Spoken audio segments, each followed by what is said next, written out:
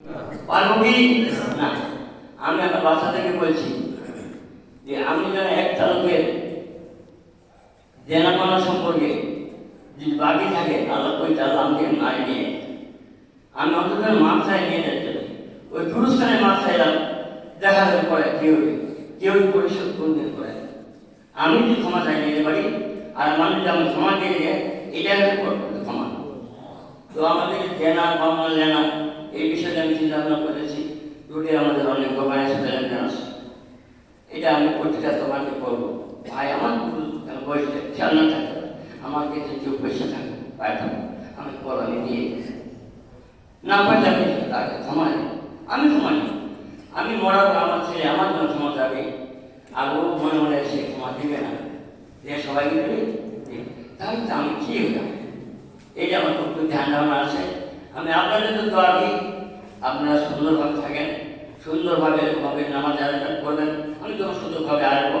যত মসজিদের পরামর্শ ভালো যেটা বিষয় নিয়ে এটা নিয়ে আমি ইনশাল্লাহ চেষ্টা করবো।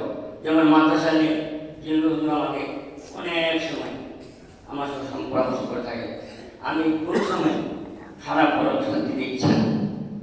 আমার যদি কেউ ক্ষতি করে আমি তার ক্ষতি করতে ইচ্ছা না, আমি তার উপহার করতে চাই। সেটা সে আদর্শ ছিল রসুলকে যদি গালি দিত, রসুল গালি দিতেন। রসুল সালাম আগে সালাম দিতেন। কেন সালাম দিলেন?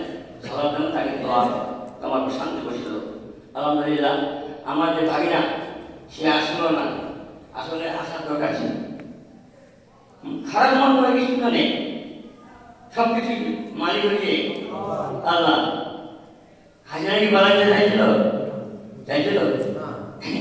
আমার তো ছিল ছাত্রগুলো আন্দোলন করে বাড়াইছে, তাহলে আল্লাহ বলে এইভাবে পাঠাবো না। এগুলো আলহামদুলিল্লাহ ওইটা না, সব কিছু আল্লাহ ঘুমাইতেছে।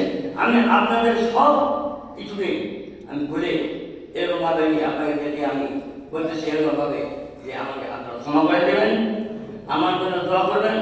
আমি যেন ইমান আমলে বলতে পারি, আপনাদের সঙ্গে বাড়ি থাকবো, ভালো ব্যবহার দেখার জন্য আমি দুনিয়া থেকে যেতে পারি।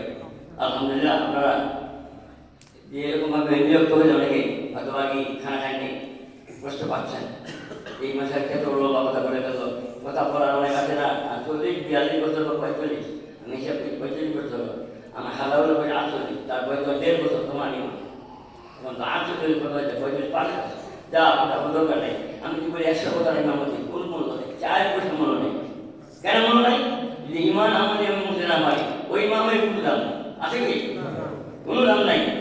কারণ সাল্লাম ইমামতির দায়িত্বটা নিয়ে অনেক আলোচনা করছেন। ইমামতির বিশাল একটা দায়িত্ব, বরঞ্চ ইমামতি সাহেব অভাব, তাতে মাত্র বুঝছেন কথা, তার নিয়ে দায়িত্ব। এই দায়িত্ব থেকে আমি মুক্ত পাইলাম। এমন হয়তো বলতে পারেন যে আপনি কোন জায়গায় ইমামতি করবেন, ইমামতি বর্তমানে পরীক্ষা আছে না, রকম মানে আমি জুমা পড়াই, ঈদের নামাজ পড়াই, তারাবি পড়াই। এখন ওই কোন দিন আলাদা আগে মিটিং তখন বন্ধ হয়ে যাবে, বসে থাকতে হবে না, অন্য জায়গা না নাই হবে। হয়তো আমার এই আজকে বাসায় যাইতে পারবো কিনা এটা গ্যারেন্টি নাই। সবাই আমার জন্য দোয়া করবেন, আমি আপনাদের সবার জন্য খুশি, আমি কারো করার নাই। আলহামদুলিল্লাহ। আসসালামু আলাইকুম ওয়া রাহমাতুল্লাহি ওয়া বারাকাতুহু।